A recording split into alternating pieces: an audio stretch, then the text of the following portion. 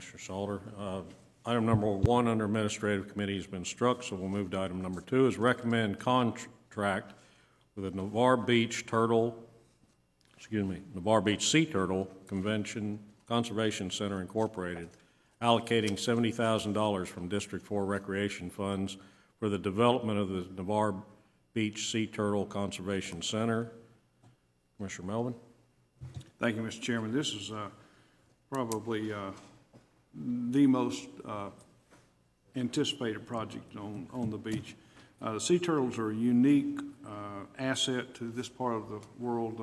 I'm told there's 7 species, and we have 5 that nest with us, and are affectionately known as the sea turtle lady. Kathy Holmes is here today. She may have something she wants to add, but she and her group have worked very hard. I have set aside money within my account to help this project along, and it's a matching situation, so it's not like we're just doling out. And they've worked very, very hard and are entitled, based on our original agreement, to more than the $70,000 at this point in time. So this is a reflection of the hard work of an awful lot of volunteers, led by the very capable Miss Kathy Holmes. Ms. Holmes, do you have anything you want to add to this before we go ahead? You'll need to come to the... Yes, ma'am.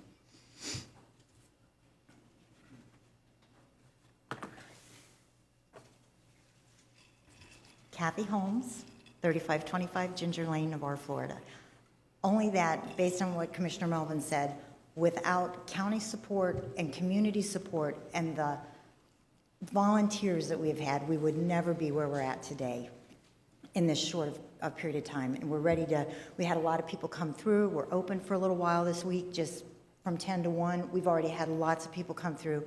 We need the addition, we need the pool, we need turtles. So thank you very much for your support. Mr. Chairman, and we have had our tourists coming through are actually looking for a place-to-place donation. So we've recommended that she do one of those plexiglass things like you see at the Naval Aviation Museum when you come through the front door. But all that aside, Mr. Chairman, if there's no other discussion or comments from the board, I'd like to move this for approval without objection. Hearing that, it passes. Thank you, Mr. Chairman. I thought this would be a good place to add on to this, and Kathy, you may be able to help me out with this.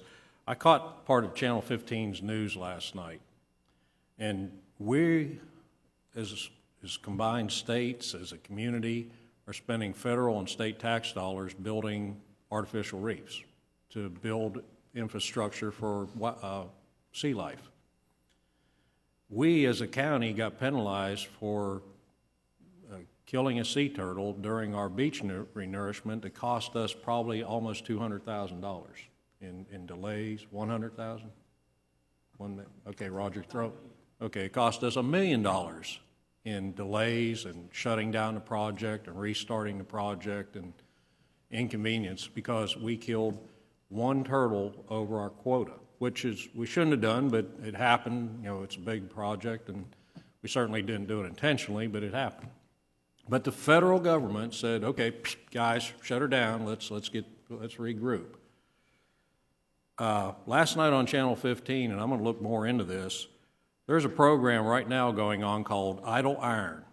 We're off the coast of Louisiana, Alabama, Mississippi. There's multitudes of abandoned oil rigs that aren't hurting a thing, but they've become artificial reefs over the years for sea life. This Channel 15 reporter got involved in this and took a diver down, a cameraman down, and showed all the sea life on the legs of these construction platforms, how it's flourishing down there, showed probably 200-300 pound protected Warsaw grouper. You know, anybody that's been underwater has seen how sea life attracts to these type things. That's why we're putting out artificial reefs. But now they've come up with this plan that because they're ugly sticking up out there, no environmental problems with them, it's just they're ugly. They're cutting them down and exploding what's left of these platforms, killing tons of sea life. The spotter for this, before they detonate, flies over in a helicopter. I don't know about you, but I don't know how many people can see fish underwater or turtles or anything underwater from a helicopter. And they detonate these platforms. The report was real good because it showed all the fish floating on the surface. And in result of that report, Congressman Bonner's got involved and slowed this process down. And the comments were that this is going to be a continuing report, bring it to the public's attention. And the report also said that Congressman Bonner had support from Florida.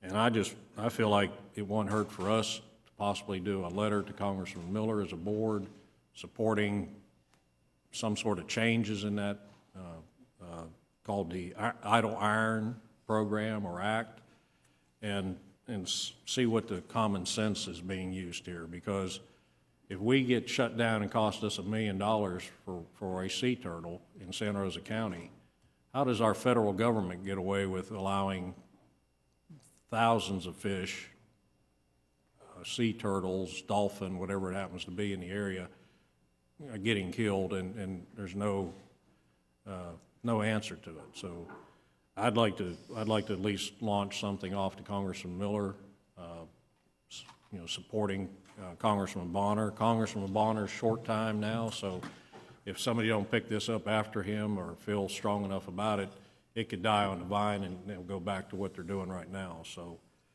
I don't know if you've heard anything about that, Kathy, if you'd add to that, but my suggestion is going to be, and I'm going to make a motion that we draft a letter to Congressman Miller. And I would like to say that the best way to get this going is community action. Yeah. When you have your draft letter, you have people emailing, you have people clogging up their fax machines saying, we don't want this happening. I don't know where rules, who the people are that make I think it's U.S. Fish and Wildlife, when it comes to the dredging and the beach renourishment process on incidental take of turtles or any kind of threatened or endangered species. But I do know, and I'm sorry that happened with you guys, but they will shut you down, and you lose a lot of money by having that happen. Now, hopefully, if beach renourishment starts next year, we're going to be more involved in that, and we'll be able to help a little more with that monitoring. But as far as the rigs go, I agree. They do have a tendency to just build unbelievable reef systems. You get a lot of diversity as far as sea life, and if they don't like how they look, I agree. Cut the tops off, but get community involved in that. Right. I think a letter is an excellent idea.